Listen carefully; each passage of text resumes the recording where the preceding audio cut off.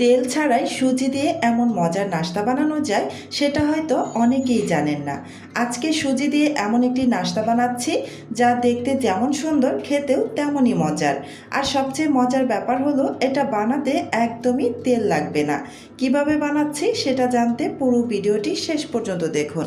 প্রথমে একটি বাটির মধ্যে 1 কাপ পরিমাণ সুজি আর 1 কাপের 3 ভাগের 1 ভাগ পরিমাণ চিনি, স্বাদ অনুসারে লবণ দিয়ে ভালো করে নেড়েচেড়ে মিশিয়ে নিচ্ছি।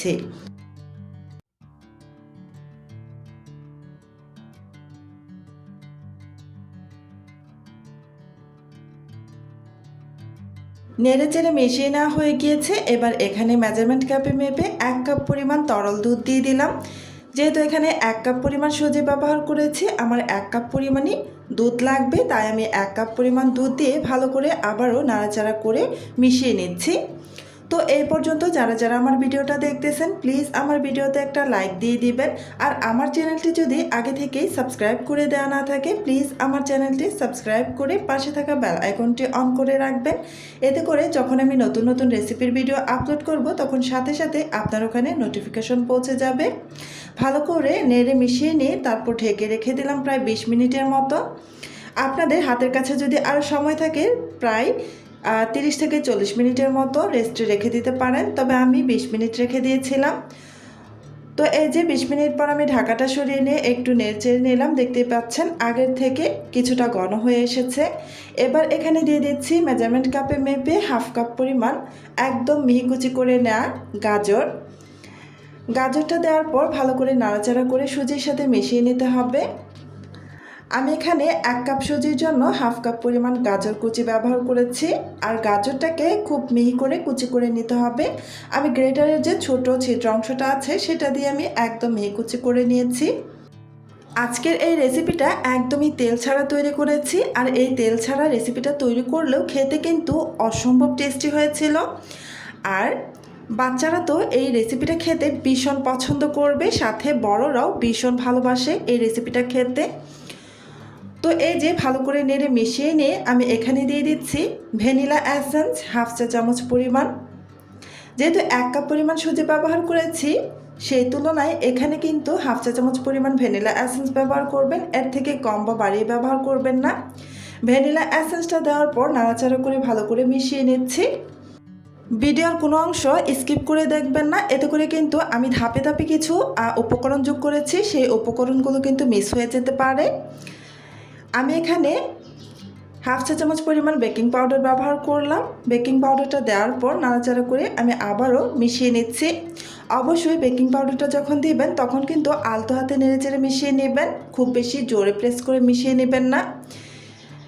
ভালো করে আমি মিশিয়ে নিয়েছি। এবার এই যে দুইটি আমি স্টিলের গ্লাস নিয়ে নিয়েছি, আর এই স্টিলের গ্লাসের মধ্যে 1 ফোঁটা করে তেল দিয়ে ভালো করে লাগিয়ে নিয়েছিলাম গ্লাসের মধ্যে। তারপর ছোট একটা কাগজ কেটে গ্লাসের তলানিতে দিয়ে দিলাম, দেখতেই পাচ্ছেন।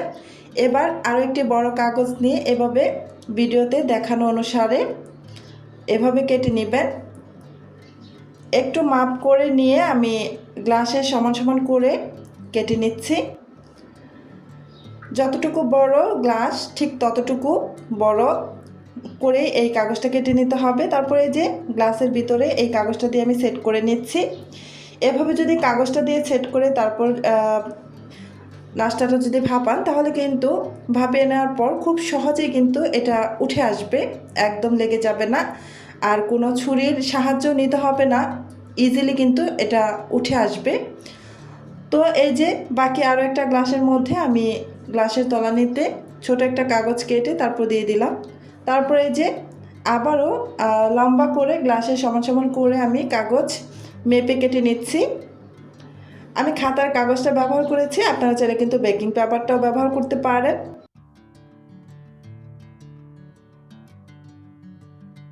এবার আমি যে মিশ্রণটা রেডি করে রেখেছিলাম সেখান থেকে মিশ্রণ একটি চামচের সাহায্যে গ্লাসের মধ্যে দিয়ে দিচ্ছি। 2টা গ্লাসে আমি সমান সমান করে দিয়ে দেব। তো এখানে মিশ্রণটা দেওয়ার পূর্বে অবশ্যই মিশ্রণটা নাড়াচাড়া করে নেবেন। আমি 2টো গ্লাসে কিন্তু সমান করে দিয়ে দিয়েছি, সম্পূর্ণ ব্যাটার 2টো গ্লাসে সমান ভাগে ভাগ করে দিয়ে দিয়েছি। তো এই যে এবার আমি এই গ্লাসটাকে ধরে এভাবে একটু ড্যাপ ড্যাপ করে নিব। এই যে দুটো গ্লাসে আমি একটু ড্যাপ ড্যাপ করে নিলাম। আমি আগে থেকেই একটি পাত্রের মধ্যে পানি বলক তুলে রেখেছিলাম। এবার এই পাত্রের মধ্যে জাস্ট গ্লাসগুলোকে বসিয়ে দিব, তাহলেই হবে। একদমই ইজি এটা বানানো। এবার ঢেকে রেখে দিচ্ছি প্রায় 10 মিনিটের মতো। 10 মিনিট পর ফিরে আসছি।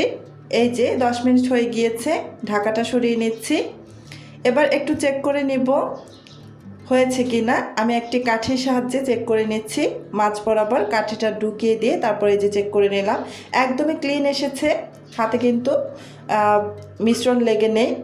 এই যে দেখতেই পাচ্ছেন একদম ক্লিন এসেছে, তার মানে এটা হয়ে গিয়েছে। এবার নামিয়ে নেব। নামিয়ে প্রায় 5 মিনিটের মতো আমি রেখে দিয়েছিলাম। তো খুব বেশি পরিমাণে কিন্তু ঠান্ডা করার দরকার নেই, এটা খুব ইজিলি উঠে আসবে।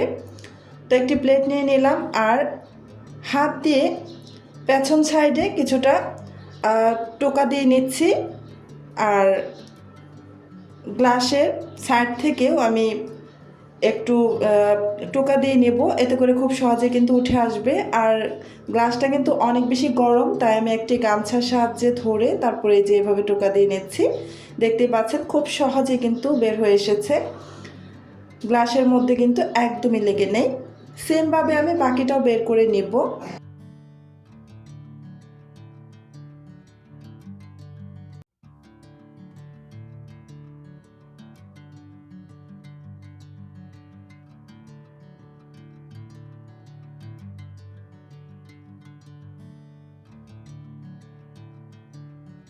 কি চমৎকারভাবে দুটোই বের হয়ে এসেছে।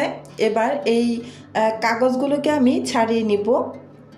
কাগজগুলো কিন্তু খুব সহজেই ছেড়ে আসে, একদমই লেগে যায় না। এই তো দেখতেই পাচ্ছেন খুব সহজেই কিন্তু কাগজগুলোকে আলতো হাতে টান দিলেই উঠে আসতেছে। আমি সম্পূর্ণ কাগজটা বের করে নিলাম, বাকিটাও বের করে নেব সেমভাবে।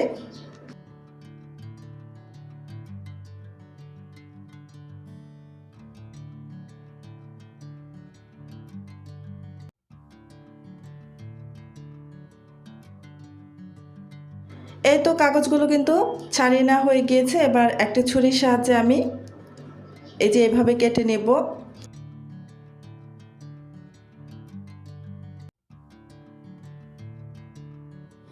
এই নাস্তাটা এমনিতেই খেতে ভীষণ ভালো লাগে, আর এই নাস্তাটা আরও বেশি টেস্টি করতে চাইলে কুড়ানো ফ্রেশ নারিকেল উপর থেকে ছড়িয়ে দিয়ে তারপর কিন্তু খেতে পারেন, ভীষণ টেস্টি লাগে। কথা দিচ্ছি একবার হলেও কিন্তু বানিয়ে খেয়ে দেখবেন, ভীষণ ভালো লাগবে।